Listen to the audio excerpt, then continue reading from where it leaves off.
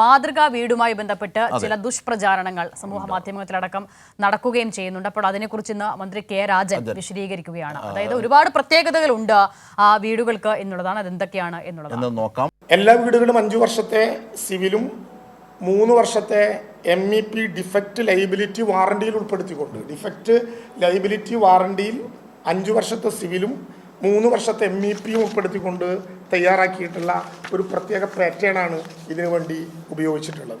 നവമാധ്യമങ്ങളിലൂടെയുള്ള അപവാദ പ്രചരണങ്ങൾ മുഖ്യധാര മാധ്യമങ്ങൾ ഏറ്റുപിടിച്ചതോടെയാണ് വിശദീകരണവുമായി മന്ത്രി കെ രാജൻ രംഗത്ത് വന്നത്. കേരളത്തിലെ ഗവൺമെന്റിനെതിരായി ഇപ്പോൾ ഈ ആരോപണം ഉന്നയിക്കുന്നവർ യഥാർത്ഥത്തിൽ ആസൂത്രിതമായിട്ടുള്ള ഒരു ഗൂഢാലോചനയുടെ ഭാഗമായി നടത്തുന്ന ആരോപണങ്ങളാണ്. അവർ പറയാൻ തയ്യാറാകണം. ഇപ്പോൾ ഒരു പടം കണ്ടു ഞങ്ങൾ.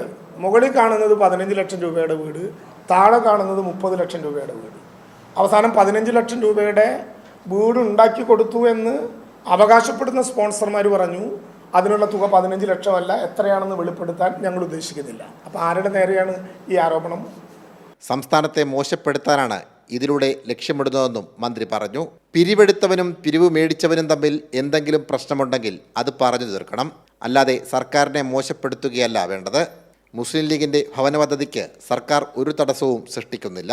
അർദ്ധ ജുഡീഷ്യൽ അധികാരമുള്ള TLB ആണ് നടപടിയെടുത്തതെന്നും മന്ത്രി ഓർമ്മിപ്പിച്ചു. വിചിത്രമായിട്ടുള്ളൊരു വാദമല്ലേ? ഒരു സംഘടനാ നേതാവ് പിരിച്ച കാശ് എവിടെയെന്ന് ചോദിച്ചപ്പോൾ പറഞ്ഞു സർക്കാർ സ്ഥലം തരാത്തതുകൊണ്ടാണ്. സർക്കാരിൻ്റെ കയ്യിൽ സ്ഥലമില്ലാത്തതുകൊണ്ട് സർക്കാർ കാശടച്ച് ഭൂമി കിട്ടാൻ 8 മാസം ക്യൂ നിന്നവരാണ്. ആ സർക്കാർ എവിടെ നിന്നുള്ള ഭൂമിയാണ് ആർക്കാണ് കൊടുക്കാമെന്ന് പറഞ്ഞത്? ആർക്കും കൊടുക്കാമെന്ന് പറഞ്ഞില്ല. 2, ലീഗുമായി ബന്ധപ്പെട്ട പ്രശ്നത്തിൽ ആരാണ് കേസെടുത്തിട്ടുള്ളത്? ഗവൺമെൻറ്റാണോ? മാധ്യമങ്ങൾ ഇനിയെങ്കിലും മനസ്സിലാക്കണം. TLB ആണ് കേസെടുത്തിട്ടുള്ളത്. TLB ഒരു കോസി ജുഡീഷ്യൽ പദവിയുള്ളൊരു ഏജൻസിയാണ്.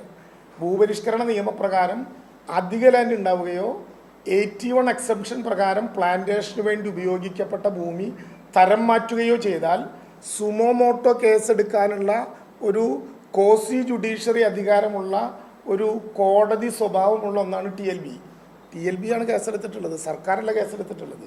സാംജിത് ആർപ്പൂക്കരയ്ക്കൊപ്പം സനോജ് സുരേന്ദ്രൻ, കൈരളി ന്യൂസ്, കോട്ടയം.